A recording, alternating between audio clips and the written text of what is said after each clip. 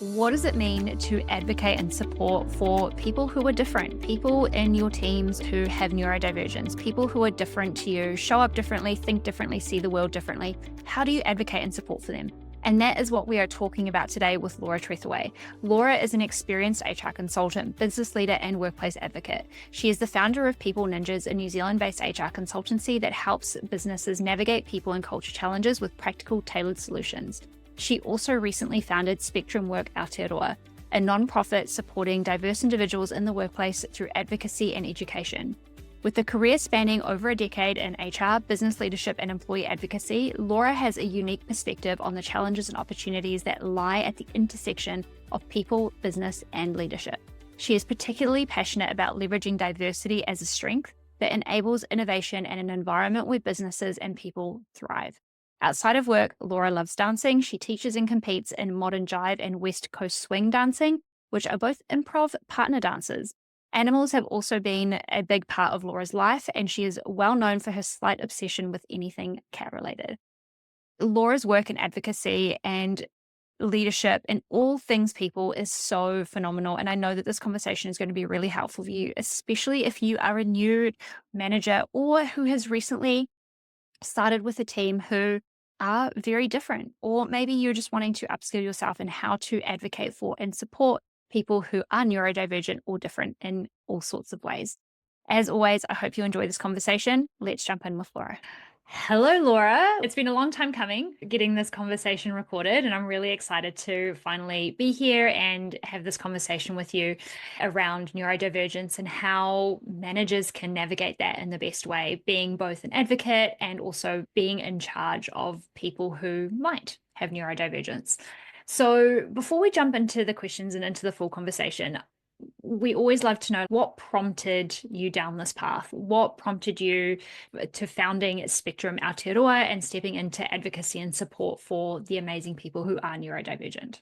Firstly, thank you for having me. I'm super excited to have this discussion. I think it's a really important conversation. If I start by thinking back my journey to where I am now, I think the key thing is that when it comes to advocacy, Spectrum Work Aotearoa is a very new charity that literally was just registered end of last year. So why did I start that up? It really comes down to the fact that this is something I've been doing for a long time. And it's something that my team has been doing for a long time. And I think this is a theme that's going to come through a lot in our conversation, is that actually, when it comes to advocacy and supporting people in the workplace, this is something that leaders, HR professionals do all the time. But specifically advocacy on the employee side, this is something that I've been doing on the side while I've been running my own business or working in HR. People just naturally come to you when you work in that space and ask for help when they're stuck.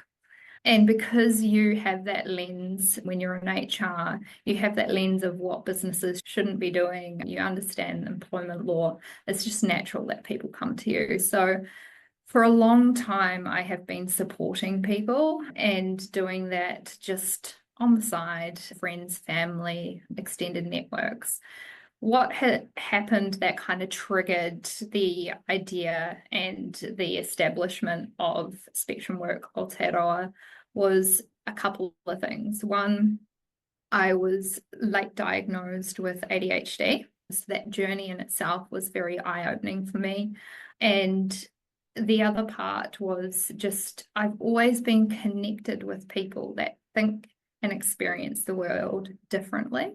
And I've always had empathy for people that experience the world differently and process the world differently. And thinking back to even my childhood, my brother, stereotypical ADHD child, and awesome human being, love him to bits, really struggled through school, has had different struggles along the way, but also has incredible value to add as well, and very intelligent. And I think having that exposure to different people, both family and friends throughout my life, I can really see the value that people can add when they're actually able to thrive and they're given the right environment and the right support.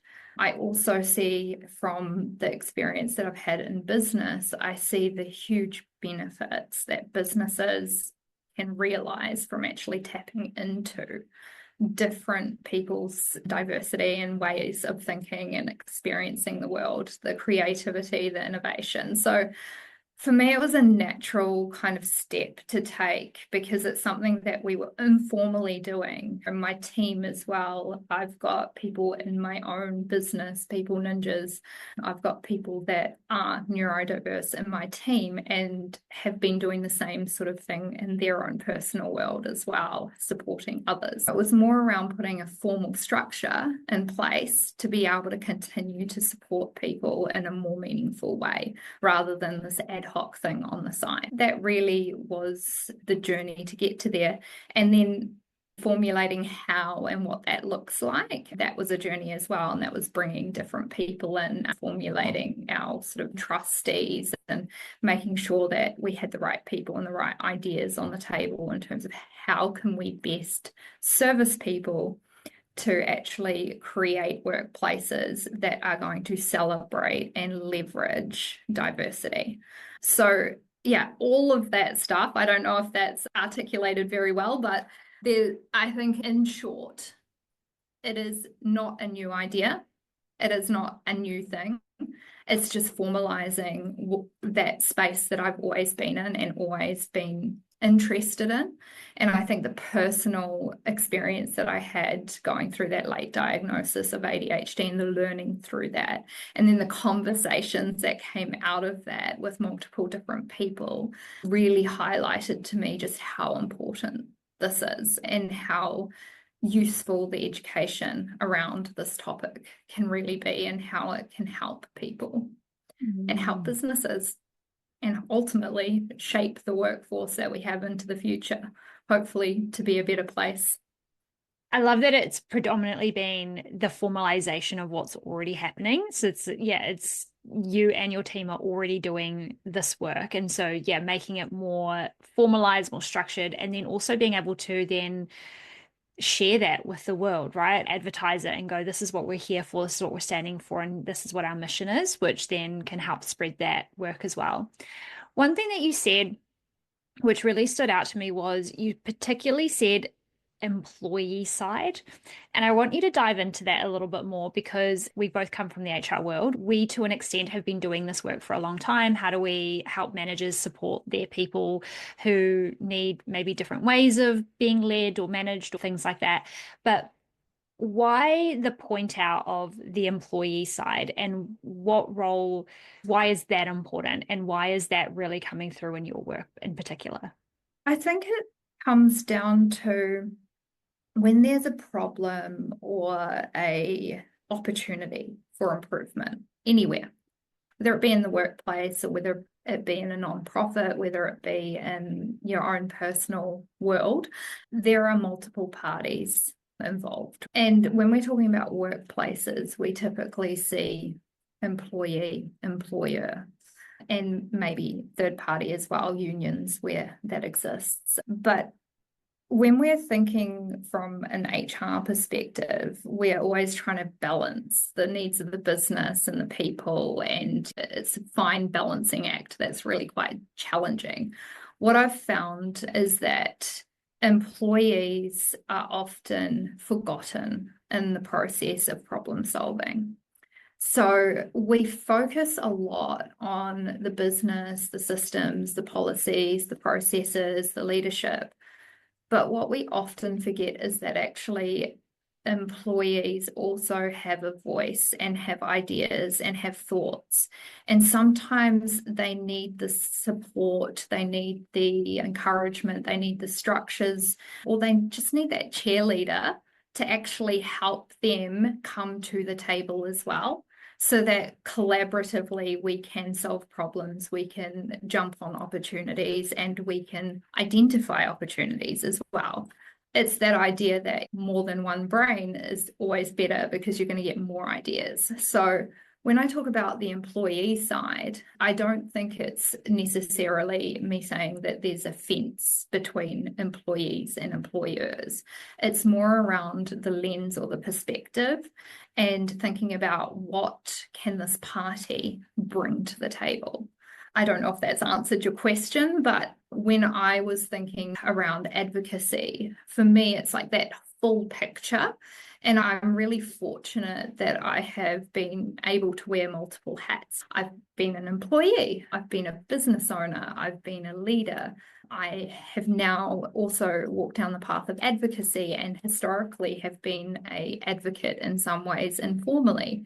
And so all of those different hats actually work together to solve problems, to innovate, to create solutions, to create new opportunities. And often we forget that piece. So when I'm talking about employees, it's not saying that they're separate or different. Actually, we're all people, but it's the different perspectives and lenses that you can bring to the table that I think is really valuable. And I wasn't trying to call them out as such and say, hey, employees, employers, but it's that lens. It's looking at it from different perspectives. I don't think you were trying to call them out at all. I think it's helping people to realize that although managers and HR are there for everyone, it doesn't always seem that way, or it doesn't always translate that way, because there is the angle of, okay, but we're ultimately here to support the business. And sometimes, and I mean, we know that this is not the intention, but sometimes that does undercut employees. Sometimes it doesn't help employees the way that maybe it needs to. And so that's just what I really wanted to talk to, is having somewhere where employees can go to be like, hey, I just need someone else in my corner to help me get the courage to share, to push, to challenge, especially if they are neurodivergent and there is that self-perception of, I'm not like everyone else, I'm not going to get what I need. And so it's having something in their corner as well, because managers by default get the HR person in their corner. And so how do I get the HR person on my side when they're sitting on your side? And by sides, I'm talking about the table, not fence, like you were talking about as well. And yeah, so I think that's the really powerful piece here. And I love that also the work that you're doing is around the education piece. How do we equip and educate people to also be self-advocates too, for them, for employees as well, but also how do we educate organizations to, as you say, tap in to that potential, tap into those people that maybe you need to do more work to pull things out of versus the people that are just word vomiting. Yeah, I think back to the first real job I ever had. First job was probably the paper round, which I wouldn't call a real job, but first real job I had. And you walk into the workplace and we don't learn about employment rights. We don't learn about human rights. We don't learn about a lot of these things at school. And unfortunately, there is a huge chunk of the population that just have absolutely no idea around what good looks like, that they actually do have a voice, that they can put ideas forward, that they do have rights, and that processes need to be followed, and that they're there for a reason. There's a lot of people that go into the workforce, and I think there's this assumption a lot of the time from people in leadership or business owners that people just know what their rights are, or that they just should know this stuff, but they don't necessarily know it. And so the gap really for me, and I think this is that journey that we went on, is to how can we best close that gap? What gaps exist? I could go into detail around all the research around neurodiversity and just diversity in general and all the benefits that brings to the workplace. We all know that, but how does this work practically, and how do we actually get individuals to understand that as well? We run all this training in organizations and corporates. There is information for Africa if you know where to look and you know what questions to ask. But people that are marginalized, or people that think differently or experience the world differently or have barriers to access of information may not have the same access or the same awareness as others. So the advocacy piece is really important because it fills that gap. It gives people access to that information. It gives people access to knowledge. It gives people access to have a voice that potentially they wouldn't otherwise have. And organizations typically aren't really great at facilitating that. And to be fair, most organizations are focused on just being viable and bringing in a profit and some revenue. And like the focus for a business isn't necessarily on equipping its people to have a voice and to understand their rights and to have all of those basic human needs met. Some organizations do it better than others, some do it worse than others, but that's where that advocacy space is so important. And it's also very difficult for organizations and leaders to know where to start and how to bridge that gap too. And that's really where the leadership piece comes in as well, is that everyone is so different and every situation's different. And where do I start? And how do I even know what someone knows or doesn't know? How do I know why this person isn't speaking up? Where do I start? So having that kind of advocacy support system in place can be extremely valuable, not only for the employee, but for leaders and organizations as well. And I think they can all work together really well. But yeah, it's a challenge to try and find the right support for people. And I think the key thing that we picked up, when I say we, all the people that have contributed to setting up Spectrum Work with me, everyone that we've worked with and all of the information that we've looked at and all the feedback and all the research, it just shows that there are huge gaps. We are not actually supporting people. We're not necessarily providing the tools, the knowledge, the education, the awareness at the level that we actually need to do. In New Zealand in particular, very far behind the curve as well. So we've got a lot of work to do. But yeah, I think the biggest thing that we're hoping to do is help bridge that gap and help bring people together to a table on a more even field, and recognizing that not everyone that's coming to the table has the same skills, knowledge, experience, understanding, way of processing the world, way of communicating. And advocacy is all about giving people that voice and giving people the power to actually make informed decisions and be able to contribute. That last piece that you just said there really sums it up. It's having that awareness and that understanding that not everyone is on the same level playing field. And I know this is what, as a generation, we've been trying to push and push, but it's still hard to conceptualize it even on an individual level. And I know that as new managers, especially new managers, new leaders who are just trying to find their own feet, trying to probably still to some extent figure out who the heck they are, let alone how do I now advocate for this team that I've gotten and these other people around me. I would say probably one of the biggest challenges that contributes to that lack of understanding, that lack of ability to hold space for the fact that someone across from you or sitting next to you isn't looking at life through the same lenses, isn't looking at life through those same experiences, or doesn't have those same skills or abilities, or even just that self-knowing, right? That self-worth, that self-esteem that kind of goes behind it as well.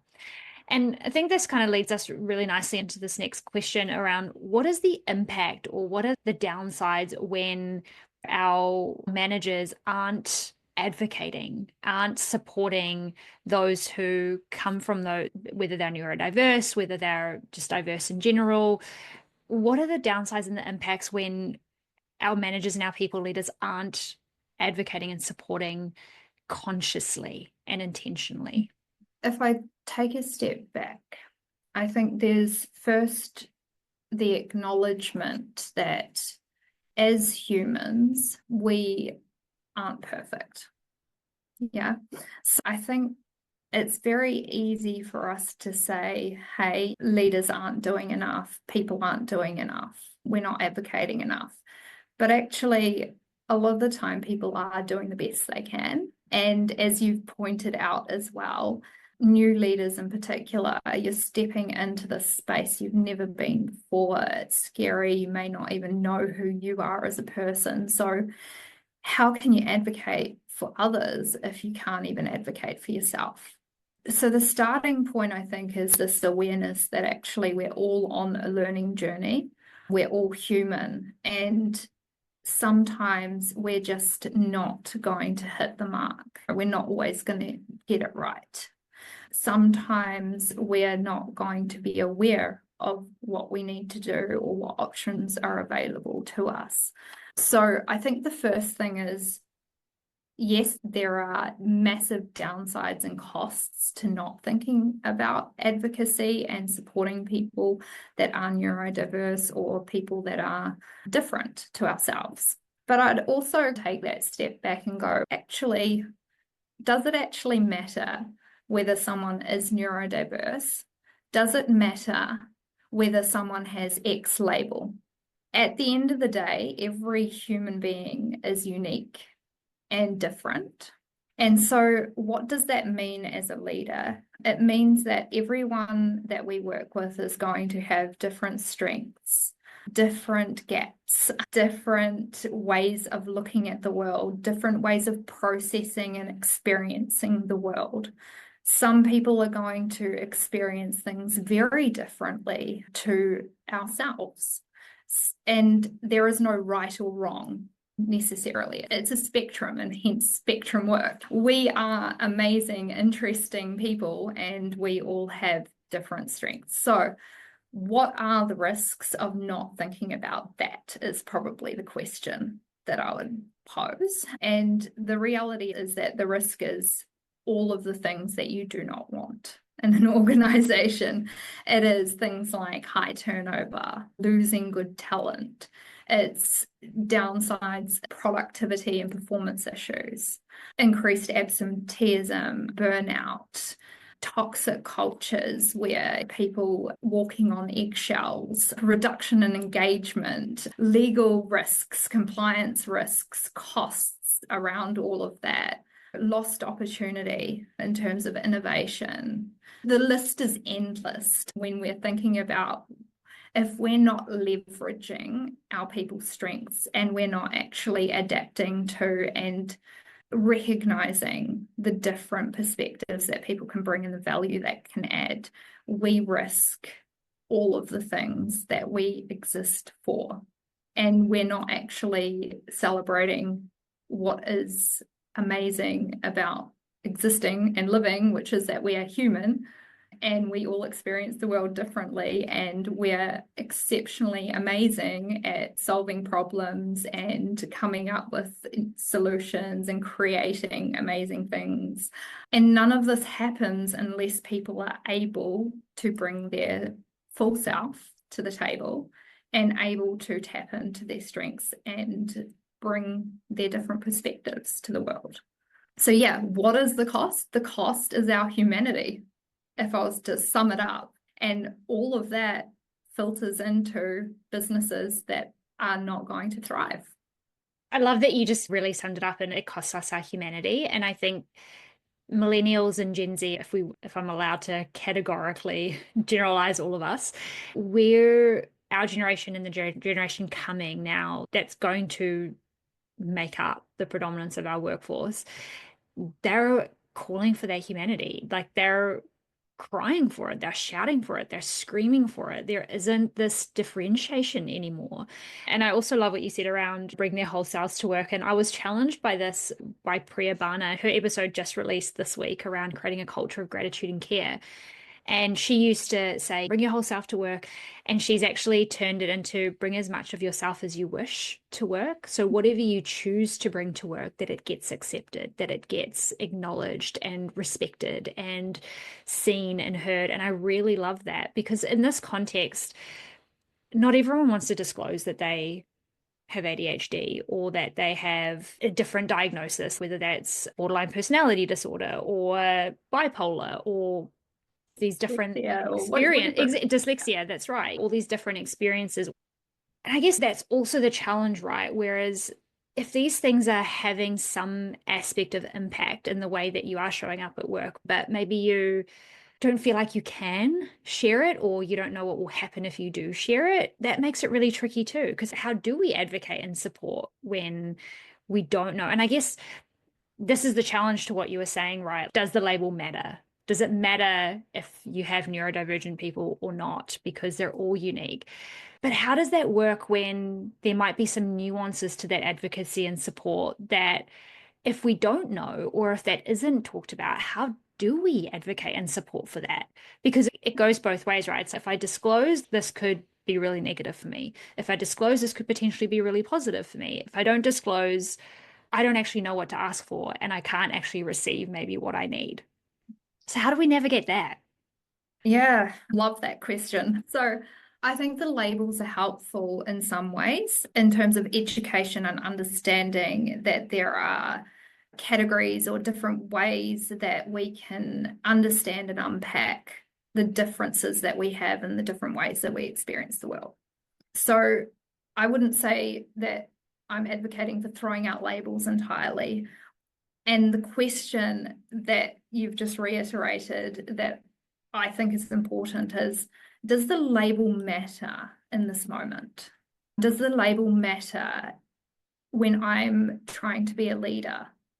Probably not in most situations would be my challenge. And the reason why is because sometimes we experience something in life where there is no label for it, but it's still impacting us, and it's still a challenge, and it's still something that someone's struggling with. If we think back about, actually, let's even just take a completely different tangent. If you've got someone in your team who has just suffered a bereavement, how do you support that person? Yeah. So the way that you support that person is to understand the situation they're in. Understand what was the relationship, how important is this to them, how is this impacting them and their life, and how do I then be the best support person for them? And practically then, what do we need to do? Okay, do you need time off? What can we do to help you? Do we send a bunch of flowers, or are they allergic to flowers and that would actually just not be a good idea? There is no one size fits all for every situation, and there is no one box that we can put people into. If I say I've got ADHD, my experience versus the person next to me that's got ADHD, it could be completely different. We could have completely different symptoms. We could have completely different strengths and challenges. So not everyone presents the same. Those labels, they're helpful in terms of us making sense of the world. In the same way that we have biases, because the way our brains are wired is we like to try and categorize things, see patterns. Our brains are wired to see patterns. So we try to put people into boxes or put labels on things because it makes us feel better and it helps us understand the world. Yeah. But we also need to take a step back and realize that a lot of the time those labels, those assumptions, those biases, those things that we have are not always accurate, and they don't always apply in every situation to every person. So when we're thinking about practically as a leader, how do I understand and support people that have different needs? It's simply, how do I understand and support this person or this team? What is going to work best for this person? And sometimes it is as simple as asking the question, hey, how do you like to communicate? I prefer Slack, but that doesn't mean that my team member next to me is articulate on messages. Maybe they actually feel overwhelmed using Slack because it's pinging every day and that's not their best form or method of communication. Maybe they've got dyslexia. I don't know. And I don't know until I ask that question and understand that person. So I guess the short answer is know your people. Get to know your people. Ask the questions. The label does not design or tell you how to design something for an individual. The label helps you understand that generally, sometimes people that have autism might have experiences where they are sensitive to sounds or lights. That doesn't mean everybody with autism has that. It doesn't mean that every single person you come across with autism is going to have that same experience either. If they are light sensitive, maybe it's experienced in a different way. So the solutions aren't in the label, the solutions are in knowing the person and actually getting to know them and asking them what works for them. And sometimes they don't know. That's okay too. Again, explore, look at the options, seek that support from experts, encourage those people to actually share with you what works, what doesn't work, what they have tried, what they haven't tried. Don't assume, just ask the question. I wanted to challenge you on that because I know a few people who they hold so tightly to the labels because they feel a sense of, okay, if I wave the label around, everyone else should just figure it out. Everyone else should just figure out what I need and make it work for me. And I'm at the same level of you of what conversations are you having with people to share your experience so that they can better understand your experience and then navigate, okay, what does support, what does help, what does management around that look like? And that's why I wanted to challenge that around, there are some people who don't want labels because they want to understand the person. And other people like, I just want to hold on to my labels because it gives me a sense of not power, but it gives me a sense of something that I can talk to. And I think you did actually cover it really well around, it gives us context, right? It can give us a sense of context around, here are some things that you can learn about ADHD, dyslexia, autism, but ultimately you're not going to know exactly what experience that person is having and the way that it's showing up in their life. And the kind of comparison I have is I had postpartum depression after having Jake, but my experience of postpartum depression hasn't been the same to anyone else I've spoken to that had postpartum depression. Like mine came out as rage. And for other people, and you can see this with depression in general, right? People say, I have depression. You look at them, really? You don't seem like someone that would have depression. Because again, we want to put people in boxes. And I 1000% agreed with what you said around, as humans, we need a sense of control. And control means I need to know all the information. If I don't know all of the information, I'm going to make up stories about the gaps in information. And so where I can fit you in these checklists and these boxes and these categories, that's going to help me feel in control. That's going to help me know how to respond. And when we have to admit that we don't know, hey, like I don't actually know how to support you and I want to talk to you about that so that I can better understand it, that's vulnerability, especially if we talk about management, right? Like, especially it's like, I'm now responsible for this team and I have to tell them that I don't know how to support them. That could make me look bad. That could make me look weak. But that actually is, and we both do leadership development, and this is what we tell our clients, like that is actually strength, being able to say, look, I don't know the answer to this thing, but I want to work with you to understand. And I think it's important as well, and you'll probably come to this around what people leaders can do, is do your own education around understanding context, around understanding these things, but don't hold yourself rigid to those things. But yeah, I really do love what you said. And I just wanted to challenge that because I personally know people who hold fast to those labels. But I agree, like, I don't think it's productive for either party to hold too tightly to labels. And I don't think it's healthy for anybody to hold on to any labels too tightly, because then we can sometimes over-identify, which then actually makes it harder to try different things to see what could work, what doesn't work, things like that. Often by focusing on the label or the box, we then put ourselves in that box and we forget that actually maybe in the situation, the answer isn't in the box. Maybe it's outside the box. It's in the circle over there. Yeah, exactly. We're limiting ourselves to thinking about the label or the thing that we've identified, which may be helpful or it may not be.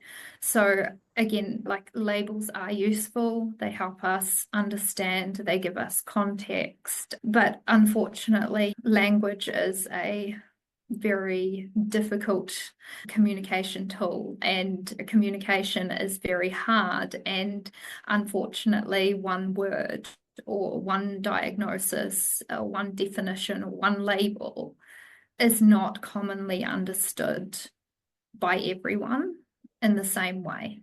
And we know this, like we know that when we say a word, that sometimes our interpretation of that word is different to the person next to us. And this is why communication has always been one of the biggest challenges, right? Because there isn't one definition or one understanding for a lot of these things. So I think it's helpful, but it's also not consequential to be able to leverage the best out of people. What is consequential is understanding that person, that individual, and actually engaging with them and working with them on solutions.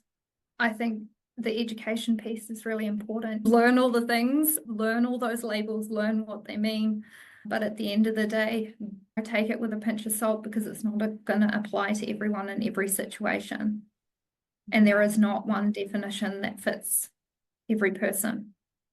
Yeah. That actually leads us really well into the next thing around what are 2 to 3 practical things that managers and leaders can do to better advocate for and support their people, whether they're neurodivergent. We're speaking probably more specifically to neurodivergent people. You already said the first one around really know your people. So start asking those questions. What are a couple of other things that new managers or even established managers who maybe are stepping into a more diverse team for the first time, what are some things that they can do to better advocate and support for their people? The first thing is definitely educate yourself. So all the things we're talking about now, the definitions, the labels, all of that sort of stuff, it is useful to learn that. But also when you actually go through an educative process and a learning process around this, you will start to learn and understand the other parts of that, which is that it doesn't fit all people, all descriptions, all situations. So I think that in itself, the education, go out, get the training, learn, read, constantly keep up with what is topical, what's happening, what are people saying, what are people sharing. The other part to that is feedback as well.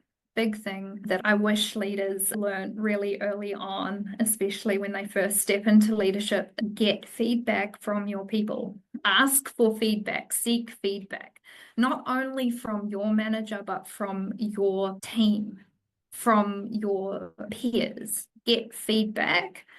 And specifically in terms of challenges around managing diverse teams, ask those diverse teams, what can I do better to support you? What would be helpful for you?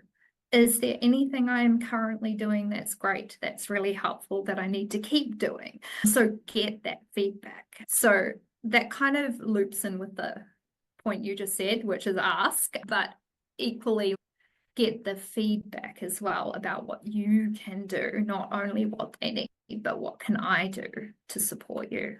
What can I do better? And that kind of then turns it from what they need into something practically that you can do to bring out the best in people, because sometimes what they need is not something you can provide. So what can I do? Get that feedback. The second thing outside of the education and feedback would be think about your communication. And again, communication is really challenging. It's really hard when you step into a leadership role. I know I definitely found this is different people thrive using different communication methods, different ways of communicating. And this becomes amplified when people experience the world differently and process the world differently. So somebody that has dyslexia is going to probably struggle with written communication, for example, or may take longer to process written communication, or may feel overwhelmed or a bit scared about certain types of communication. So it's being aware of the fact that there are lots of different ways to communicate with your team, that there's often not one size fits all. Your preferred method isn't always the way that other people prefer to do things. So be flexible on that, be inclusive, and try and be clear. The early things that I learned from one of my previous leaders, who was amazing, was it's this first conversation with him. He was like, okay, I need you to know that I am someone that does not do emails. I need you to know that I am terrible with emails. I struggle to keep on top of my inbox. I don't check them often. I get overwhelmed by lots of emails. So if something's important to you or you need something, come and see me or give me a note or put a post-it note on. Or he actually told me the ways in which to communicate with him best. And that was like a huge light bulb moment for me. I'm like, oh, I can tell people how I want them to communicate with me. Huh. And as someone that's always, I think, been relatively good at communicating, I'm quite fortunate that I can communicate verbally and written and in all these different ways quite comfortably. I don't have a fear of talking on the phone, that sort of thing. I'm quite privileged in that way. So it's something that never crossed my mind until that moment. And that really stuck with me. So I think in terms of communication, it's being aware and being mindful of the fact that communication can be flexible. It should be inclusive.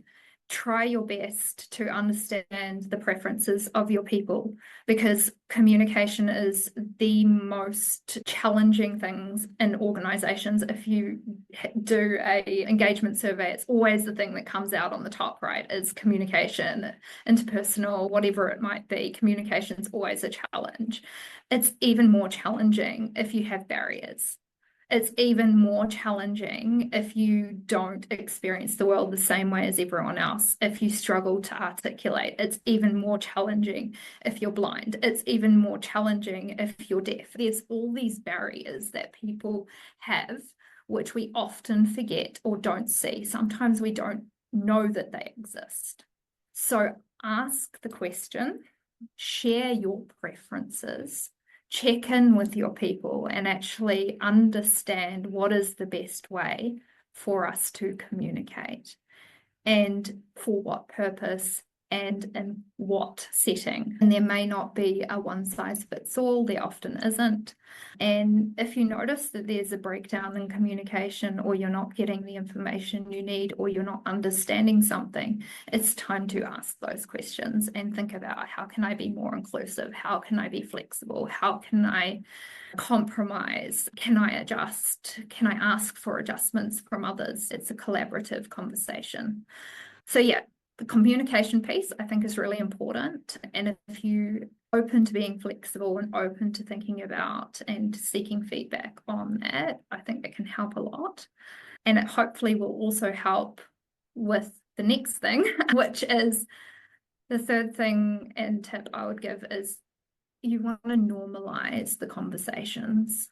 So normalize talking about things like workplace adjustments and accommodations, things like flexible work arrangements, small meaningful accommodations, whether it be noise cancelling headphones, whether it be normalizing giving people 5 minutes to actually process something before you require them to answer it in a meeting, normalizing the things that people need to be able to bring their best to the table and not making it a big deal.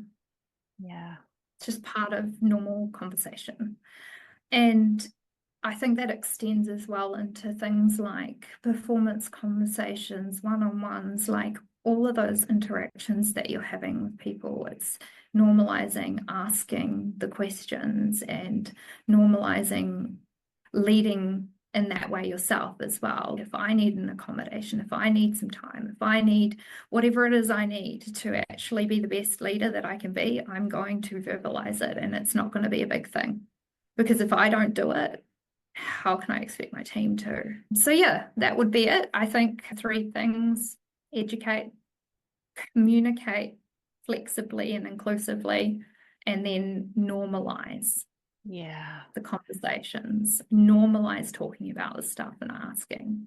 It's so powerful, and normalize accommodations. And I think organizations can often get really wound up about accommodations. Oh, but if we accommodate for this person, then we'll have to accommodate for that person. And you're not running a robotic farm where they're all exactly the same. And this is often why organizational cultures turn in to the toxic, unengaged, unhappy places. I think this is the constant argument that's coming around equality versus equity. It's like treating everyone the same isn't actually the solution, because like we've spoken about so much in this episode, it's not everyone is the same, and those accommodations aren't the same. And getting comfortable with figuring out what your people need is so important.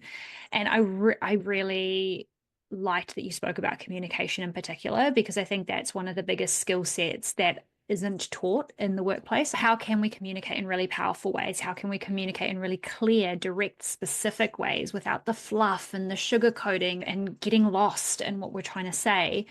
But I think what I really want to push home here for everyone is learn what your communication preferences are first, so that you can actually talk about that. Like with your manager saying, email doesn't work for me. I get really overwhelmed. My emails get lost. If you need me to tick things off, if you need me for approval, or you need me on something specific, come and talk to me about it, so that I can give you what you need. And I think this is the part that people often miss out. They don't want to say what they need because they don't want to look selfish, or they don't want to look like they're asking for too much. But you always just give what's in it for them.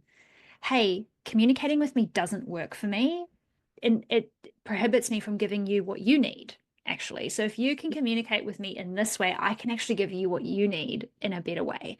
And so that's that piece as well. And I guess this is part of that journey of really knowing yourself. A lot of leadership programs are starting to do now, which is great, but there's also onus on yourself of what are you doing to continuously learn about yourself, and then extending that to your people. Like, create spaces for your team. What are they doing to learn more about themselves? And then how are you all communicating as a team together to know each other? And I think this isn't even just a manager to employee dynamic. This is, as a team, how do we communicate? As a team, how do we communicate with each other to get the best out of each other? How does everyone prefer to be communicated with? And then this can also get an understanding of how your team can actually work better together. The only other thing that I would add on to what you've said is follow through. So I think educate, communicate, normalize, and then follow through, I think, is that 4th one. And that's what's going to build that trust, respect, and integrity. Do what you say you're going to do. If you're having these conversations with your people, if you're doing the first 3 things, great. Make sure you're actually following through with them consistently, because that's what's going to create the ongoing ability for people to keep talking about these things, or to be able to come to you and say, this isn't working, or I'm really struggling with this. Because if they know that you've got their back, and that you're going to follow through on what you say you're going to do, and that you're going to keep things confidential, that's what's going to be the make or break to your team continuing to have these conversations with you, and going to be your make or break on you being able to continuously support them in the way that they need, so that you can get the best out of your people. I just want to touch on, you mentioned the accommodations piece and some of the barriers or blocks that come up in people's minds when they're thinking about this. And I think a common one that you articulated, and I've seen as well, is, oh, if we give noise cancelling headphones to this person, we're going to have to give it to everyone. I would challenge you, when you have these thoughts, to actually ask yourself, is this real? Is this actually a real problem? And why should that anyway stop you from helping this person who's asked for this? And the reality is that these accommodations, as we call it, if there is a restriction around, maybe the business can't afford a standing desk. Maybe the business can't afford XYZ accommodations for everyone. Okay, so be honest about that. Don't just ignore it. Don't sweep it under the carpet. Don't make empty promises around it when someone asks for it. Actually be honest and say, hey, I would love to help. These are the challenges that I have. I'm going to look into this and see what we can do. But if you have that conversation, I run my own startup business, right? There are things I would love to be able to do for my staff. There are things that I would love to be able to provide for them, but it's just not an economic reality for some things, right? I just can't do that yet. We're not at that point. We're not a business that has deep pockets and an endless supply of money to throw at these sorts of things.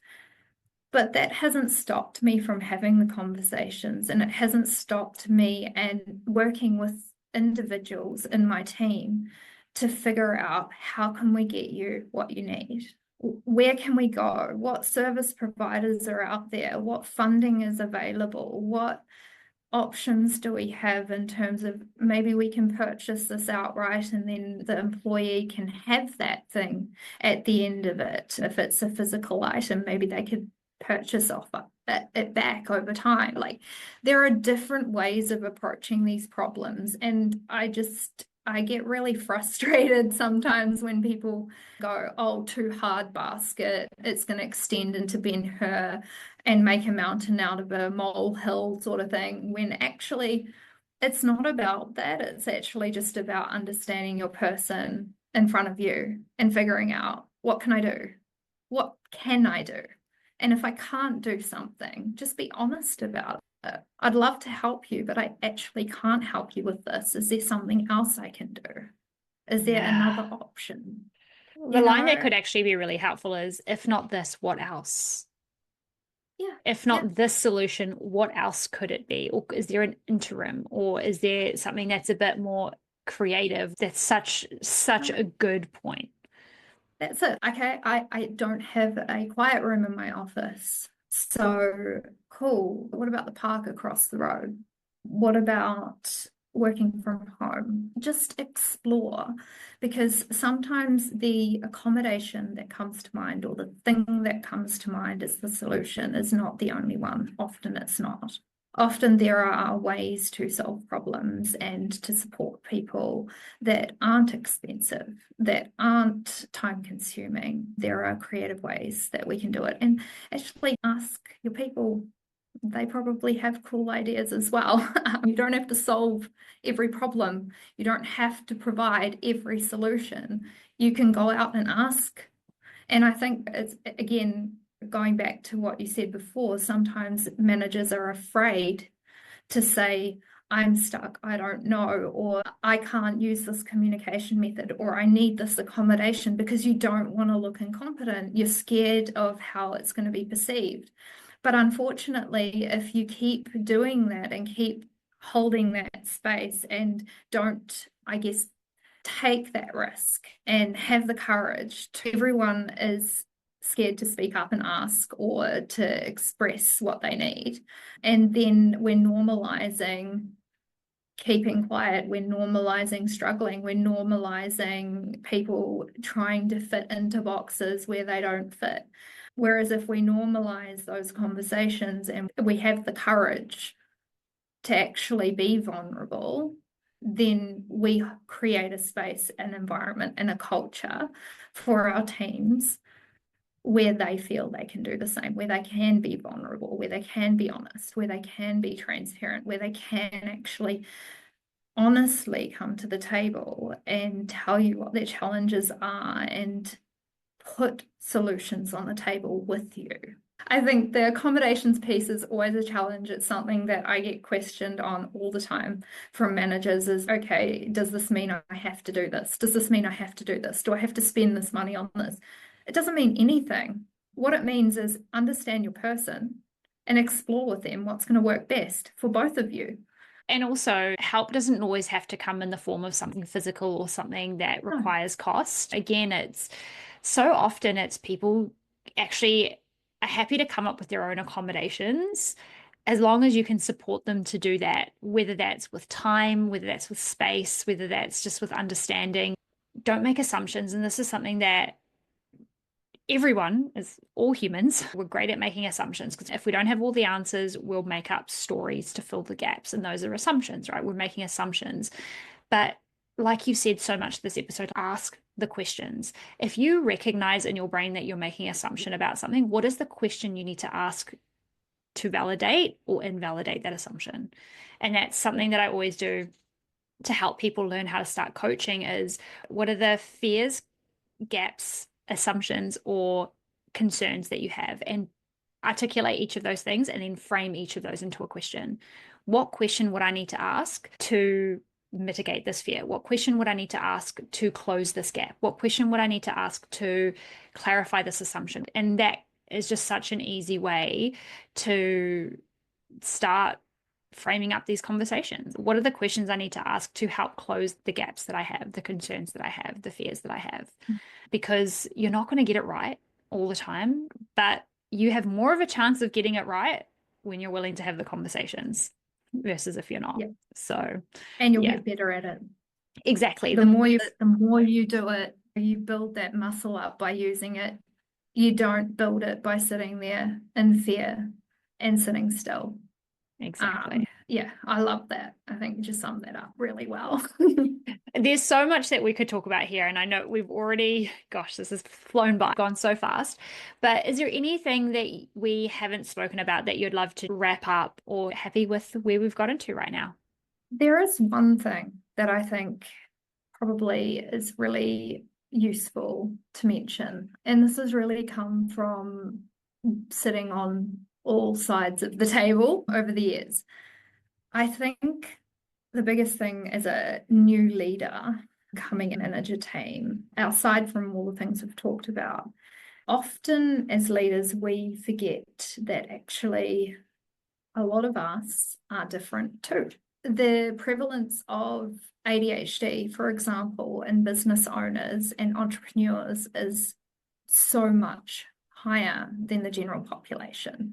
We've seen this in research, and we're only just at the tip of the iceberg at the moment in terms of understanding the prevalence of neurodivergence across the board in different layers and different roles in organizations. But one of the things that I think is really important to note as well is that when we're leading teams and when we're talking to our managers and our executives and our leaders, actually, it could be anyone, anywhere that is experiencing the world differently, and we live in a world of perception, different perceptions. Everyone experiences the world slightly differently. So I think the big part for me that's really stuck or become a light bulb moment when wearing different hats is that actually we're all people. The executive, the CEO, the business owner, they're all people with their own quirks, their own strengths, their own gaps, their own struggles, their own personal complexities. I think it's very easy for us to assume things, for us to look up to our leaders as well and go, you should know this, you should be perfect, you should know better, you should be leading and modeling the behavior, you should be setting the example. It's very easy to point the finger at all these different angles. And equally, your employees are doing the same thing to you. They're looking up at you and going, you should know better, you should be accommodating to me, you should be doing this. So I think there's this real tendency for people to be pointing fingers and saying everyone else needs to adjust to me or needs to model X, Y, Z, or you're a leader, so you should know better. If you're a new leader, you will very quickly recognize that you are not perfect and that things are hard. Leading people is hard. And what works for your manager or your previous manager may not work for you. And maybe you haven't figured that out yet or why that's not the case. But the key takeaway is that we're all unique, we're all individuals. And I think we need to just be kind and just realize that actually nobody is perfect. Nobody fits into a box or a label or a definition of anything, really. There's no perfect leader. There's no perfect example of what's the best accommodation or what's the best employee or what's the best blah, blah, blah. All we can do is focus on ourselves. We can control and seek to understand. And I think if we can accept that, and if we can understand that actually we're all doing our best, we're all trying to do our best, I think people will come to the table with a more productive and cohesive and collaborative approach, which will enhance the ability for us to actually overcome hurdles, to come up with creative solutions, to identify opportunities. Just being open to the idea that every person is a human being with flaws and different strengths and all of that sort of stuff. It doesn't matter what role you're in, it doesn't matter where you come from. And I think that's really something that's hard to comprehend.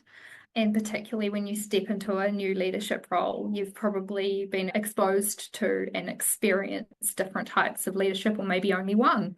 We don't know.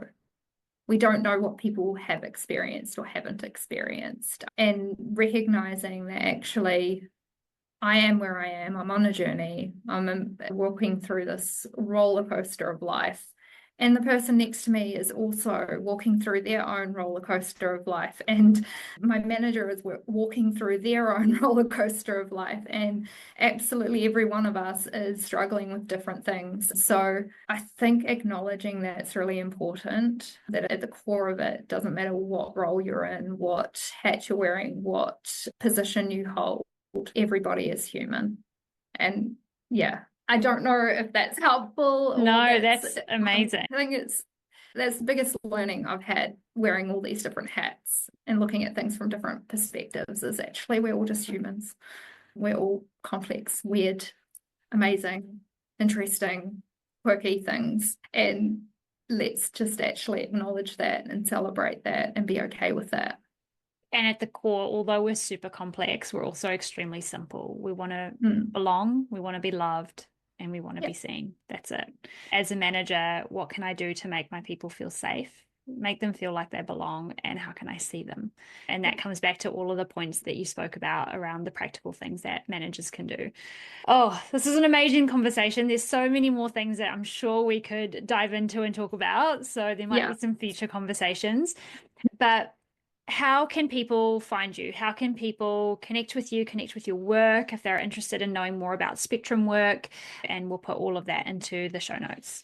So LinkedIn, probably the quickest, simplest way to find me, just Laura Tretheway. Last name is a mouthful, so probably easiest to just look in the show notes and click on the links. But equally, peopleninjas.co.nz. So that's the HR consultancy business that I run. And then on the other side, Spectrum Work Aotearoa. So that's just, Spectrum Work. You can Google that, it will pop up as well. And again, just click the link below. Amazing. Thank you so much. And thank you so much for being vulnerable and sharing your own journey with neurodivergence and also all the amazing work that you're doing in this space. We've known each other for a long time, and I'm just always in awe of how you really show up with that humanity piece. You really do live and breathe that, and it's really empowering and it's really powerful, and it's just amazing. So thank you, Laura. Thank you so much for your time and for being on Lead with Less. Thank you, Tash. Hey, that's all from me today. Thank you so much for listening to Lead with Less. It means the world to me if you could take a moment to leave a rating and a review on Apple, or just rate with 5 stars on Spotify. It means a lot to the growth and the expansion of the podcast. And if you know any other people leaders who could do with a dose of inspiration to level up their leadership skills, then please forward on this podcast to them. I would really appreciate it. And as always, if you have any feedback or have any thoughts, please message me on LinkedIn, Instagram, or email. I'd love to hear from you.